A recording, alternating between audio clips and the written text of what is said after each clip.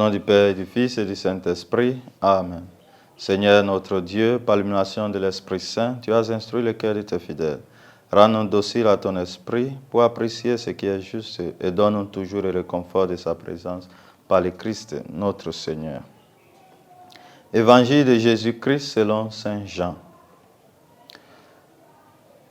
Les deux sœurs envoyées dirent à Jésus: Seigneur, celui que tu aimes est malade. En apprenant cela, Jésus dit: cette maladie ne conduit pas à la mort. Elle est pour la gloire de Dieu, afin que par elle le Fils de Dieu soit glorifié. Jésus aimait Marthe et sa sœur ainsi que Lazare. Quand il apprit que celui-ci était malade, il demeura 2 jours encore à l'endroit où il se trouvait. Puis, après cela, il dit aux disciples: revenons en Judée. À son arrivée, Jésus trouva Lazare au tombeau depuis 4 jours déjà. Lorsque Marthe apprit l'arrivée de Jésus, elle partit à sa rencontre, tandis que Marie restait assise à la maison. Marthe dit à Jésus: Seigneur, si tu avais été ici, mon frère ne sera pas mort. Mais maintenant encore, je le sais, tout ce que tu demanderas à Dieu, Dieu te l'accordera. Jésus lui dit: ton frère ressuscitera. Marthe reprit: je sais qu'il ressuscitera à la résurrection au dernier jour. Jésus lui dit: moi, je suis la résurrection et la vie. Celui qui croit en moi, même s'il meurt, vivra. Quiconque vit et croit en moi ne mourra jamais. Crois-tu cela? Elle répondit: oui, Seigneur, je le crois. Tu es le Christ, le Fils de Dieu. Tu es celui qui vient dans le monde. Jésus, en son esprit, fut saisi d'émotion. Il fut bouleversé et il demanda: où l'avez-vous déposé? Il lui répondit: Seigneur, viens et vois. Alors Jésus se mit à pleurer. Les Juifs disaient: voyez comme il aimait. Mais certains d'entre eux dirent: lui qui a ouvert les yeux de l'aveugle, ne pouvait-il pas empêcher Lazare de mourir?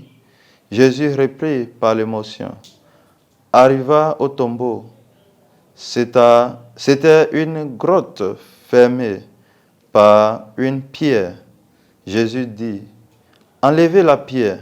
Marthe, la sœur du défunt, lui dit: Seigneur, il sent déjà. C'est le 4e jour qu'il est là. Alors Jésus dit à Marthe: ne te l'ai-je pas dit? Si tu crois, tu verras la gloire de Dieu. On enleva donc la pierre. Alors Jésus leva les yeux au ciel et dit: Père, je te rends grâce parce que tu m'as exaucé. Je le savais bien, moi, que tu m'exauces toujours. Moi, je le dis à cause de la foule qui m'entoure, afin qu'ils croient que c'est toi qui m'as envoyé. Après cela, il cria d'une voix forte: Lazare, viens dehors. Et le mort sortit, les pieds et les mains liés par les bandelettes, le visage enveloppé d'un suaire. Jésus leur dit: déliez-le et laissez-le aller. Beaucoup de Juifs qui étaient venus auprès de Marie et avaient donc vu ce que Jésus avait fait, cru en lui. Acclamons la parole de Dieu. Louange à toi, Seigneur Jésus. Aujourd'hui, dimanche 26 mars, nous célébrons le 5e dimanche du Carême. Chers fidèles du Christ, la notion d'une tombe fait nous penser toujours d'une place de mort, une place de sans retour, une place où la vie n'existe plus. Dieu dans la première lecture, offre à ouvrir les tombes et faire sortir son peuple de les tombes et leur redonne la vie.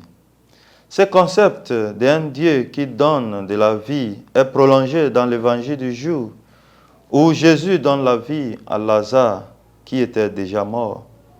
Jésus voulait montrer à Marthe et à tous ceux qui étaient là qu'à travers lui, Lazare revivra. Croire en Jésus, chef fidèle du Christ, c'est avoir la vie. La mort, donc, n'est pas la fin de la vie.